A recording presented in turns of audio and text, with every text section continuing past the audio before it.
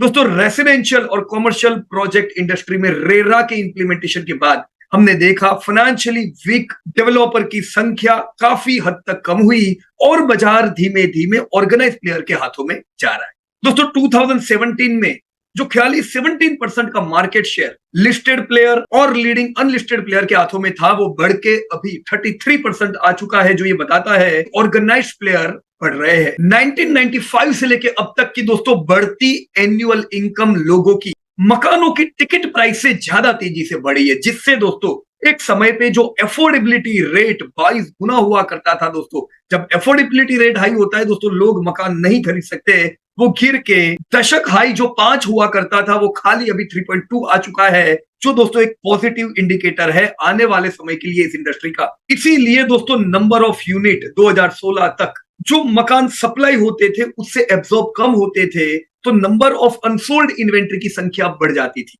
दोस्तों पिछले कुछ सालों में आप हर साल देखो तो absorption number of unit supply से ज्यादा है, जो डिमांड इंडिकेट करता है। जी हाँ दोस्तों, इस इंडस्ट्री में बरसों के बुरे समय बाद दोस्तों अब एक पॉजिटिव आउटलुक देख सकते हैं। दोस्तों इस इंडस्ट्री में करीबन 130 लिस्टेड कंपनीज है, पर मार्केट कैप दोस्तों कुछ गिनी हुई कंपनी जैसे DLF, Lodha, Godrej property, Oberoi real estate और फोइनिक्स जैसी कंपनियों के पास जाते हैं। दोस्तों सेल्स भी इन्हीं कंपनी का लीड करता है और प्रॉफिटेबिलिटी भी यहीं पे दिखती है। दोस्तों पीछे की बहुत सी कंपनीज है जहां पे लॉस हम देख सकते हैं। दोस्तों लास्ट 5 इयर्स का सेल्स ग्रोथ यहाँ पे वीक था, आप देख सकते हो सिर्फ 6% का इंडस्ट्री ग्रोथ है, क्योंकि बरसों से ये इंडस्ट्री वीक थी दोस्तों। पर जैसा हमने देखा एब्जॉर्प्शन सप्लाई से ज्यादा हो रहा है, डिमांड बढ़ रही है दोस्तों। आप इस साल 27% का ग्रोथ इस सेक्टर में देख रहे हो।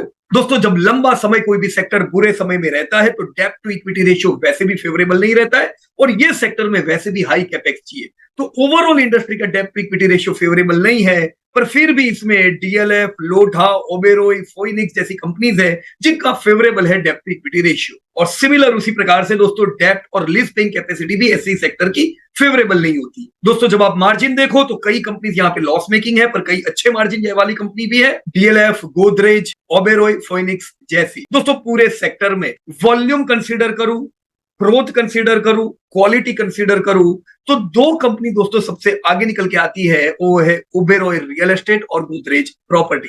दोस्तों चैलेंजिंग इंडस्ट्री जब सुधरती है तो सारी इंडस्ट्री को इसका फायदा होता है, पर अगर स्ट्रॉन्ग कंपनी में हम रहे तो दोस्तों पूरे दशक मल्टी ईयर रैली दोस्तों पा सकते हैं। Disclosure: This update is for educating purpose. We are not tip provider.